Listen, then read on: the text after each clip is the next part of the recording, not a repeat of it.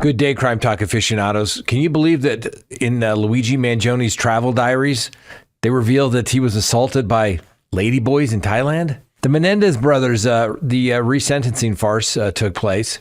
You want to talk about disparities in the justice system? How about the lenient outcome for a connected teen accused of some serious sexual offenses?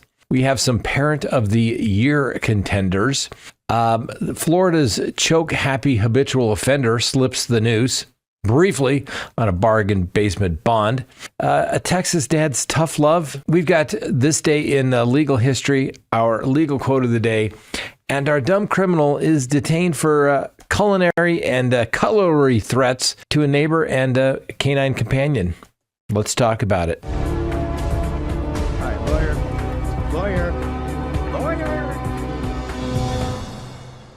Good day, everyone. My name is Scott Reisch, and this is Crime Talk. Thanks for joining us. You know the drill. Subscribe if you haven't, like if you do, leave me a comment below, hit that bell for notifications so that you know when we go live or put up new content. And of course, you can check us out on any of your favorite podcasting apps. Now, hopefully you joined us last night. If not, you can go check out the show. We did that for our Tuesday Night Live program. Try to get back in a regular routine with that. Unfortunately, sometimes work interferes with our Tuesday Night Live. So we had a couple of great callers call in on the show. I think it was a good show. Go check it out. All right. Before we get to today's docket, remind you to go to crimetalksearch.com, sign up for that background subscription service today. When you do, you'll be able to get a background search done that will provide you all types of information about the person that you are searching for. Listen, if you're dating somebody, you're bringing somebody into your life, you need to do a background search. A quick Google search or asking a friend of a friend isn't enough. Go check somebody out. Go check out their social media presence. See if they have 10 emails. Why do they need 10 emails? Probably for all the dating sites that they're on. You can find out phone numbers as well. Why do they have a burner phone, right? You're going to find out if they're married, divorced. Do they have property? Do they have liens and judgments against them? Criminal history, and most importantly, are they on one of those sex offender registries? Go to crimetalksearch.com. Find out today. You'll be happy that you did. Also, a quick reminder, if you want to get Crime Talk merch, hit the link below. We'll get it out to you as well, same day. You order it, we ship it out that next day. So go check out the link. All right, let's go ahead and get to the docket for Wednesday, October 22nd, 2025. And first on the docket, well, Luigi Mangione. His little travel diaries show that he got assaulted by a bunch of ladyboys in Thailand. Is that why he shoots people in the back? I don't know. So Luigi Mangione, a 26-year-old individual accused of the fatal shooting of United Healthcare CEO Brian Thompson in Manhattan in December of 2024, had embarked on a backpacking journey through Asia earlier that year. Now, reports indicate that his experience abroad included some social interactions, some personal reflections, and an unusual altercation, all occurring months before his arrest. So during his trip, Mangione encountered two American travelers, including professional soccer player Christian Sacchini, Sacchini, at a bar in Bangkok back in March of 2024.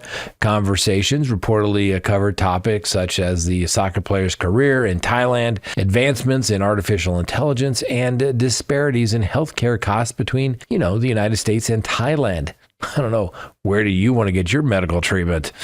Anyway, Mangione expressed astonishment at the affordability of medical procedures such as MRI scans in Asia. Anyway, in communications via WhatsApp with one of the travelers, Mangione described a chaotic evening in Thailand where he was apparently assaulted by 7 ladyboys.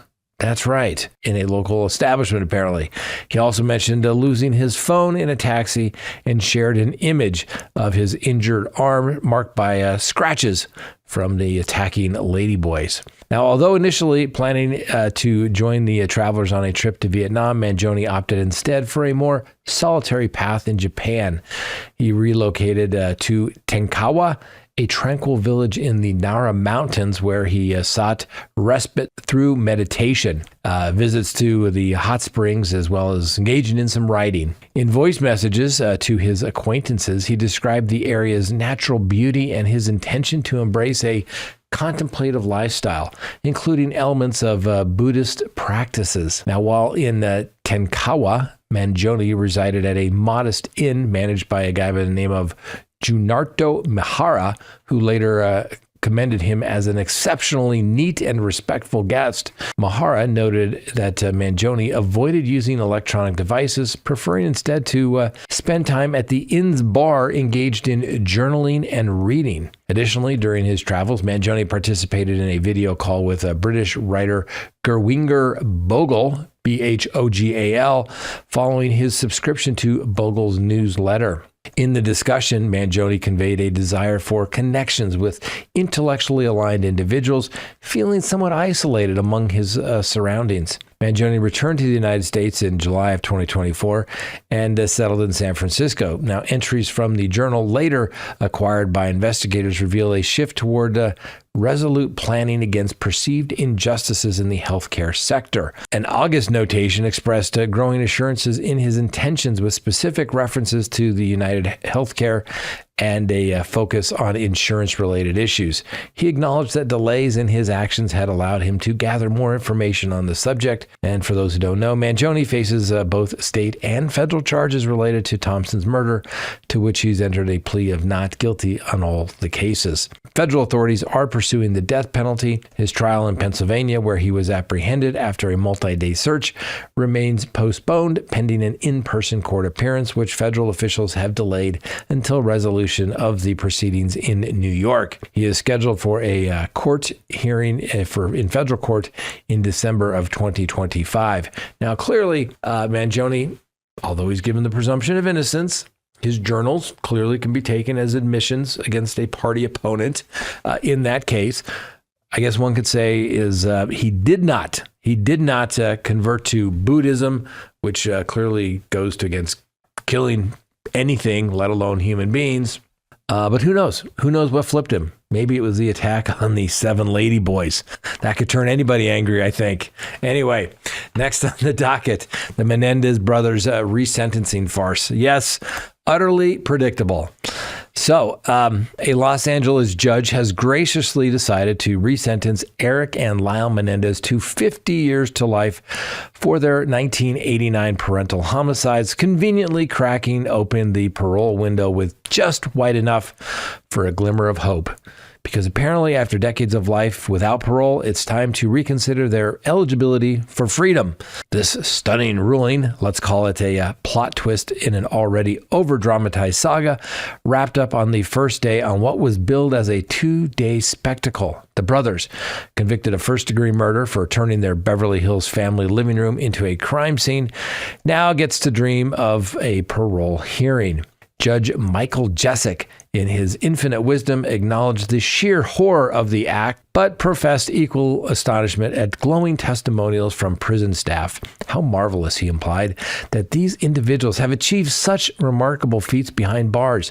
While they're now instantly parole eligible, the judge hastened to clarify he is not advocating for their release, just that, one fine day they might deserve a shot at it. How generous. Of course, the real gatekeepers remain the state parole board and the governor, who must weigh in. A board hearing is conveniently set for June 13th amid another of the brothers' bid for leniency. They're also angling for the gubernatorial clemency, which could spring them immediately alongside a habeas petition for a fresh trial. It's now all in the hands of the parole board and the California governor now, said Jessic, as if passing the buck weren't the oldest trick in the judicial playbook. For context, the parole board might reject them outright or suggest approval to Governor Gavin Newsom, who holds veto power over such matters for murderers, and he has 120 days to affirm, flip, or tweak any recommendation. Recall how he nixed the Sirhan parole back in 2022, despite the parole board's support. Consistent. Last year, ex-district attorney George Gascon floated resentencing only for his replacement, Nathan Hochman, to battle it tooth and nail. The resentencing choice carries profound weight for the affected families, the public, and justice itself. Hockman declared a post-ruling, patting his office on the back for ensuring all facts were aired by withdrawing the prior motion. How noble of them to play both sides. The proceedings zipped along faster than anticipated, with Jessic offering no hints on his timeline, citing the case's complexity, where victims' kins bizarrely backed the perpetrators. A verdict wasn't even expected until Wednesday. Close surprise. Anyway, in the virtual court appearance, the brothers notably accepted full responsibility for the slayings. Eric lamented committing an atrocious act against parents who, well, deserved to live, vowing eternal amends regardless of his location. Lyle confessed his immaturity and rage, regretting not seeking help and doubting belief in the abuse claims. If freed, he purportedly will aid abuse victims. How touching. Post-hearing, defense lawyer Mark Garagos gushed about redemption's possibility, hailing the brothers' remarkable work after 35 years and expressing hope for their homecoming. Because evidently, enduring unimaginable horrors justifies everything. The brothers aimed for a parole eligibility for a life sentence, or better yet, a manslaughter downgrade with credit for time served. Family and allies testified passionately for release, with cousin Amaria Baralt pleading to end this. Relatives touted remorse, rehabilitation, and modern grasp of childhood trauma, insisting the killing stemmed from self-defense against paternal abuse, a narrative they reiterated. Cousin Diane Hernandez painted Jose Menendez as a household tyrant with peculiar rules, begging judicial mercy, and deemed the brothers remarkable today. Hockman, however, resisted, accusing them of fabricating abuse tales and demanding full confessions before any leniency. They've had ample opportunities to confess fully, the prosecutor noted. Prosecutors grilled relatives on the brothers' history of deceit to family, authority, and the media. And witnesses admitted awareness, but, they downplayed it, citing recent admissions of manipulation, such as Lyle's girlfriend falsification ploy. Testimony from a retired judge and former inmate lauded the brothers as peacemakers with genuine remorse, aiding countless prisoners. Hockman countered with moderate violent risk assessments from the parole board, plus recent cell phone infractions. Lyle's in November of 2024, Eric's as recently as January of 2025, and one cousin even conceded illegal phone chats. Resentencing considered rehabilitation, such as Eric's inmate support group and Lyle's $250,000 fundraiser for prison landscaping. Newsom could commute the sentence for instant release, but hasn't. He prompted those risk reviews to gauge public safety threats. Meanwhile, a habeas push claims fresh evidence, including a 1988 letter from Eric's alleged abuse. How convenient that new proof surfaces now, some 35 years later. How convenient. Anyway, these two did shoot both their parents in cold blood in the living room of their house when they were young teenagers. I get it. But the reality of it is, kind of pretty much the definition of after deliberation. And even if they take the allegations it's true of the sexual abuse by their father, yeah, you can't go around being a vigilante and taking care of things like that. That's just the way it is. Next on the docket, you want to talk about disparities in justice? We always hear about a two-tier justice system. Well, apparently, it does matter. It's always about the money, ladies and gentlemen. But in a case that has ignited some widespread debate about potential inequalities within the American legal framework, the son of a prominent sports figure in Oklahoma has received a notably mild penalty for multiple felonies charges involving violent sexual assaults. Now, this outcome prompts critical inquiry. Does the justice system operate differently for individuals with influential connections compared to those without such advantages? I think the answer would be yes.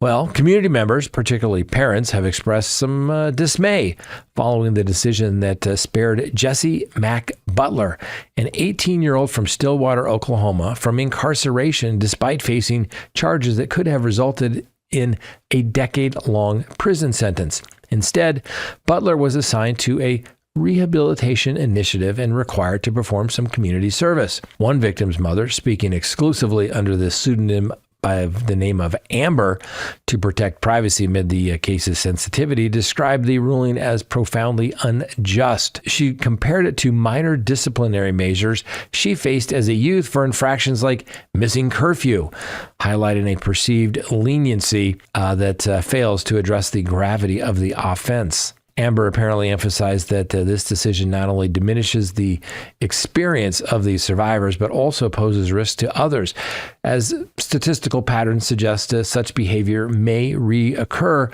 without substantial accountability. Now, the court records do indicate that Butler initially entered a not guilty plea, but later shifted that to a no contest plea to 10 felony counts. Now, remember, a no contest plea is basically, it's a guilty plea. It's treated as a guilty plea, but you're saying, well, I'm not saying I did, I'm not saying I didn't, but I'll accept responsibility for whatever you want to give me. Most courts that I practice in don't allow no contest pleas for felony matters. That's like traffic matter stuff.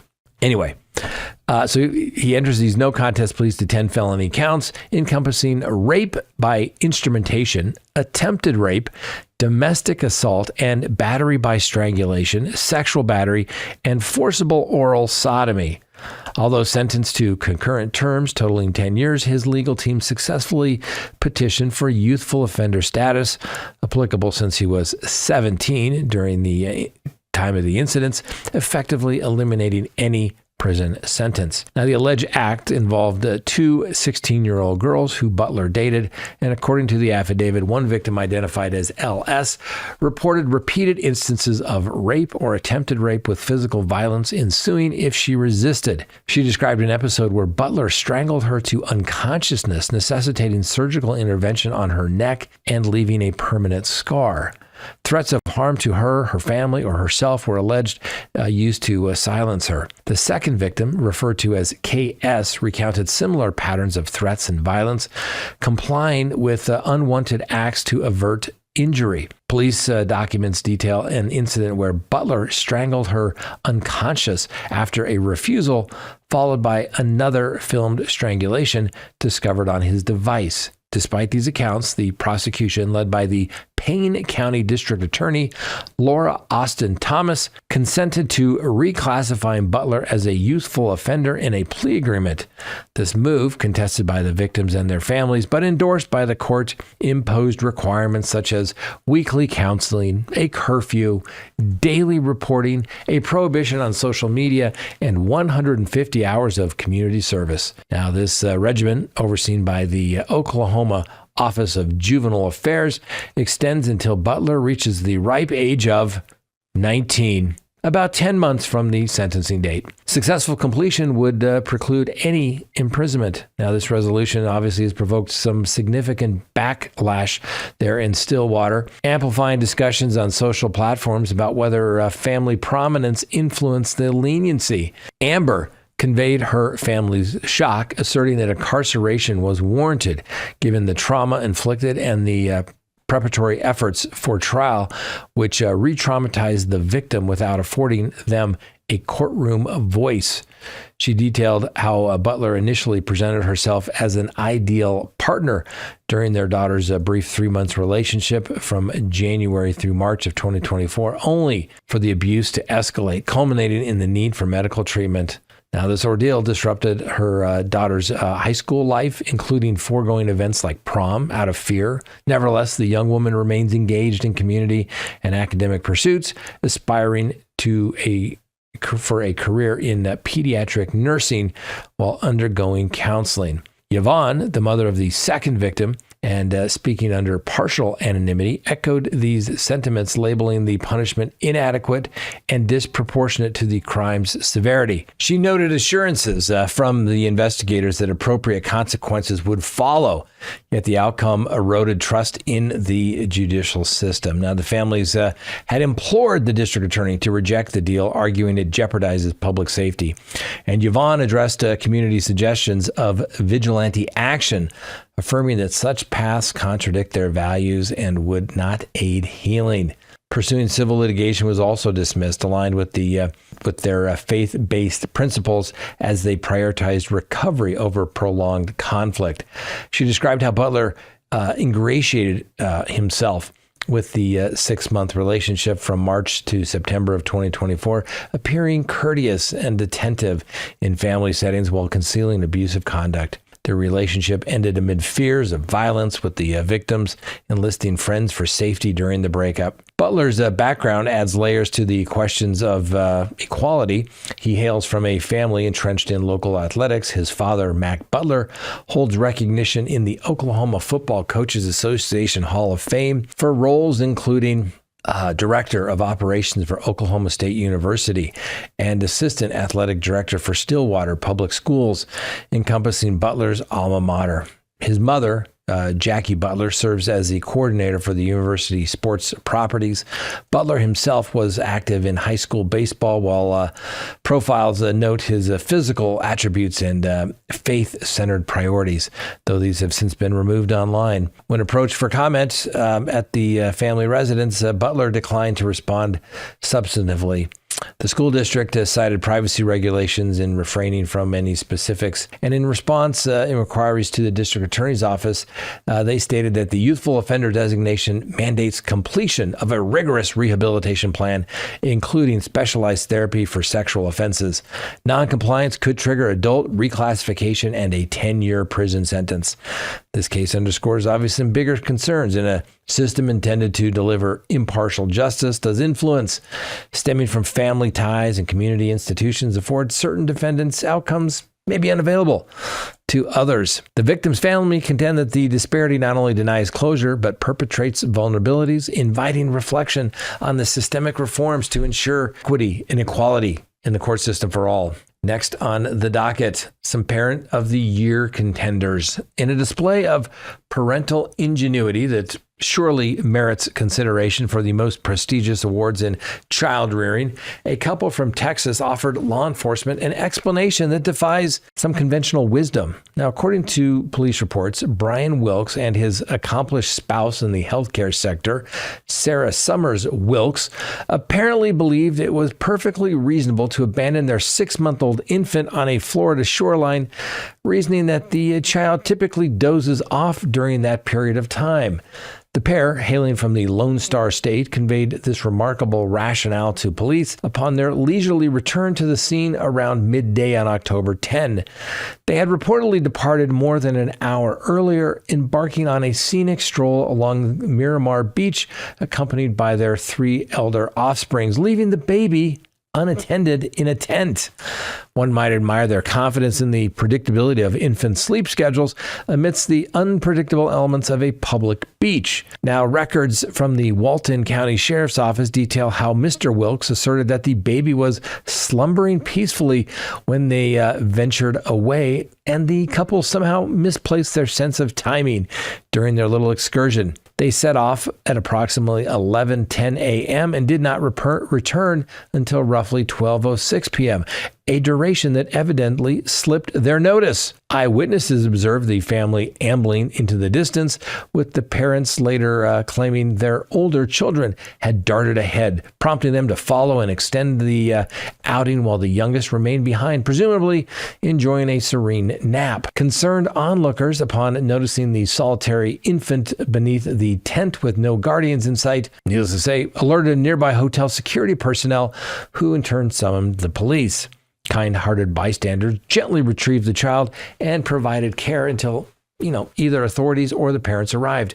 Remarkably, the infant emerged unscathed and in good health, a fortunate outcome that underscores the reliability of beach tents as standalone childcare solutions. And upon their return, the 40-year-old Wilkes and the 37-year-old Summers were promptly detained on charges of child neglect without causing severe injury. Now, they endured a brief incarceration before securing release on a $1,000 bond each, while their 4 children were temporarily placed under the supervision of Child Protective Services until the family members could assume responsibility. Needless to say, the incident sparked a little debate among online observers, with some suggesting that maybe the police involvement was a little excessive, maybe a little overzealous, perhaps. Some people reminisced about the bygone eras, such as the 1980s, when similar acts might have been dismissed with casual quips about shielding sleeping children from seabirds or sending toddlers on solo flights equipped merely with affection and art supplies. Otherwise, Others persisted that the parents likely harbored no ill intent, viewing the scenario as an understandable oversight on a relaxing beach day, and questioned the necessity for legal interference given the child's unharmed status. Conversely, a contingent of voices expressed utter disbelief at the notion of leaving a vulnerable infant unsupervised in such an environment, regardless of the decade in which one lives in. One individual, identified as a parent, articulated profound astonishment, noting an inability to even step away briefly without constant vigilance over their own child, and extended sympathy to the abandoned child. One can only speculate on the innovative excuses that might emerge in the future nominations for parental excellence. I don't know about you, but when my children were young, I think, as the more children you get, the less concerned you become. They obviously had older children and wanted to go be with them. The last child, no big deal. I remember my son, the firstborn, I don't think we went out, left him alone for probably 2 years, right? With even a babysitter. Something happened. They went to the emergency room. By the time you get to the second child, you're like, rub some dirt on it, hold down the tent here on the beach. We'll be back in a minute. Just joking. Never did that. But you know what I'm saying. As you get more kids, you get a little, but I would never, ever, ever leave an infant unattended on a beach anywhere unattended. That's just ridiculous to me. You don't do that on a beach, for God's sakes. No way. No way.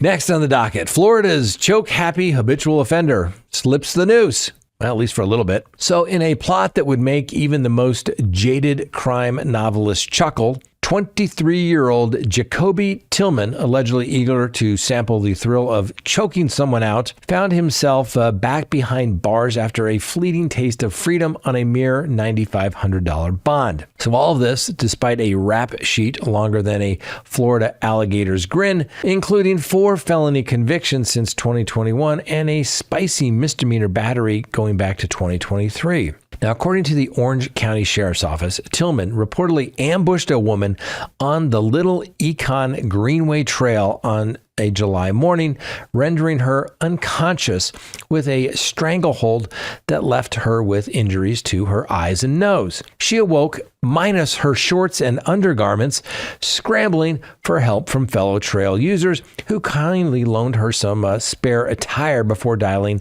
911. Prosecutors, not amused by the initial judicial leniency, successfully argued before Judge Vincent Choi, CHIU, to yank Tillman's bond during his arraignment. They cited an earlier overstep by Judge Elaine Barber, who apparently missed a few key details, like the upgraded charges to attempted murder and Tillman's cheeky social media posts violating a no-contact order.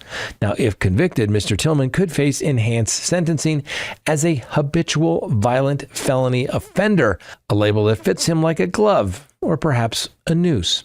Anyway, Tillman's girlfriend, per court documents, spilled the beans to the detectives. He confessed not to attempted rape, but to a curiosity driven for homicide, explaining his desire to experience the art of asphyxiation firsthand. She also claimed he'd practiced on her before and that his mother played getaway consultant after spotting him on surveillance footage. Now, eyewitness accounts added color to the chaos. A jogger noted that a suspiciously sprinting suspect, later finding the victim's phone and keys discarded like yesterday's trash. Security cameras allegedly caught Tillman flinging her underwear over a fence, a move as subtle as a neon sign, and police, in a rare display of understatement, advised women to ditch noise-canceling headphones and solo jogs, lest they become unwitting participant in someone's twisted experiment. Sheriff John Mina dubbed the bond decision atrocious on social media, while Tillman himself offered a perp walk performance worthy of a villain audition. Shirtless, glaring, and lip-licking for the cameras, now facing charges including first-degree attempted murder, attempted sexual battery with force, strangulation, and third-degree battery. Now, Tillman traded his brief liberty for a jail cell transfer, and one can't help but wonder if this recidivist revolving door justice is Florida's idea of a punchline, or just another day in the Sunshine State's surreal saga for second chances. Ladies and gentlemen, I know I'm a criminal defense attorney. I love it when judges give my clients bonds where, as you're shaking your head, yes, judge, I agree, give my client a low bond. And secretly, you're kind of shaking your head like, no, no, no. As a member of the community, do not let this person go. Please, no. But in this particular case, as a member of the community, why? Why are you giving low bonds to violent criminals? Why? It makes no sense. Next on the docket, a twist of irony that could make even the strictest drill instructor wince. So a 35-year-old Texas patriarch named Derek Coles has been handed a 45-year vacation in the state prison system for his extreme makeover of family discipline. What started as a bid to curb his 12-year-old son's alleged disrespect escalated into a nightmare regimen that ended with the boy, Daniel Coles, paying the ultimate price. Judge Joel Perez of the 437th District Court didn't mince words or years on Monday, slamming Cole with the lengthy sentence after a jury's August guilty verdict on several heavy-hitting felonies, including 4 counts of first-degree injury to a child causing serious harm. Now, Cole's partner in parenting, Capri Cheaton, his then wife, faces her own music for the same grim symphony, charged with injury to a child resulting in serious bodily injury. She's tuning up for a trial next year with a court cameo slated for October 31st. Halloween, fittingly enough, for this horror story. The autopsy, well, it's kind of an eye-opener. The medical examiner pinned Danielio's demise on toxicity from over-exercising, with the death officially dubbed a homicide. Who knew push-ups could be a killer? Anyway, flashback to February 6th of 2022, San Antonio police dashed to a home after a frantic 911 call about a kid who'd stopped breathing. They found the young Danilo sprawled unresponsive on the floor. Coles, playing the concerned dad, spun a yarn about slippery showers and a tumble, according to the arrest affidavit. But the medics weren't buying the soap opera, rushing the boy to the university hospital. They flagged suspicious injuries that screamed foul play. Tragically, doctors soon declared that there was no brain activity, and Danilo was gone by nightfall. Under the interrogation spotlight, Coles and Cheatham cracked, confessing to a punishing prelude. Danilo had just relocated from Chicago, where he allegedly endured rough times with his mom. But in the New Texas Dig, the kid's disrespectful vibes clashed with the household harmony, or so Cole claims, without spilling the beans on what exactly ticked him off. Their solution? A boot camp bonanza. Hours of holding 50-pound boxes. Think water bottle weights for that extra ironic hydration twist. Scalding showers straight from the kettle, and beatings that left more than just bruises.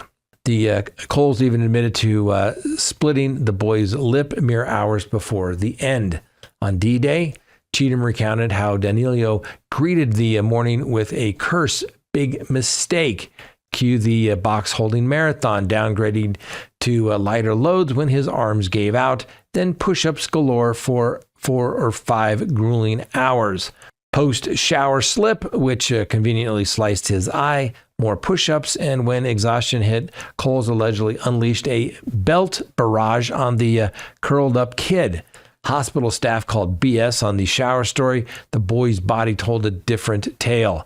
Skin peeling from his backside like a bad sunburn, internal bleeding in the gut, and whip marks crisscrossing his torso, and legs like a macabre map.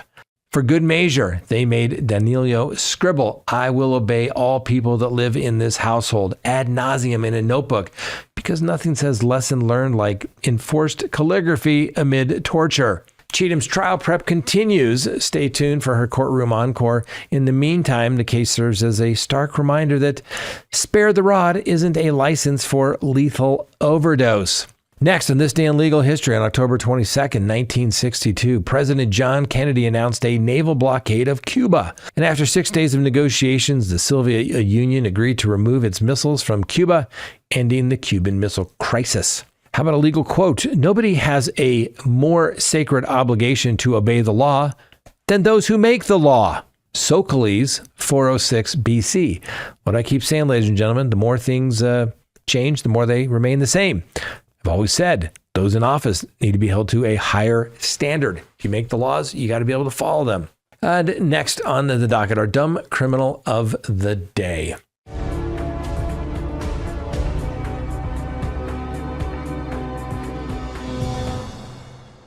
In the sun-drenched expanses of Putnam County, Florida, some 72 miles south of Jacksonville, a 61-year-old local resident, one minor Catledge, found himself in hot water with law following the episode that blended territorial zeal with a dash of dramatic flair. Now, the Putnam County Sheriff's Office reports the following chain of unfortunate decisions. The drama commenced on Friday, October 17th, as Catledge's neighbors embarked on a leisurely stroll with her dog along a nearby public trail bordering his house.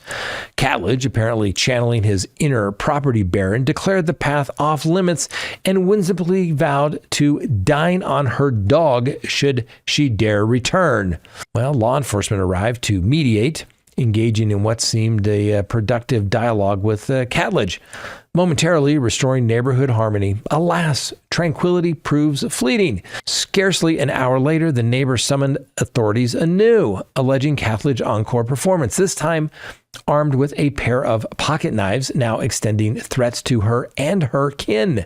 Upon their return, deputies encountered Catledge in full theatrical mode, waving the blades while issuing pointed intimidations. The aggrieved party recounted the explicit promises to, quote, introduce her to his steel, end quote, in retaliation for her prior call to the police. Swiftly apprehended, Catledge now faces charges of aggravated assault and resides in custody under a $5,000 bond as the questions continue. In a parting quip during his arrest, Catledge informed officers of his post-release plans to reacquaint himself with the neighbor in a most unbecoming manner. Well, officials have shared scant additional insights into the impetuous save for the evident friction over the contested trail and the innocent preambulations of four-legged friend. Don't go threatening people's dogs, ladies and gentlemen. It's a public trail. You can't keep people off it. What do you like, the ogre underneath the bridge? You can't pass here. Mr. Catledge, you are a dumb criminal of the day. All right, ladies and gentlemen, that's all we have for today. Thanks for watching. Hope you enjoyed the show. We'll see you next time. And remember, the Constitution matters.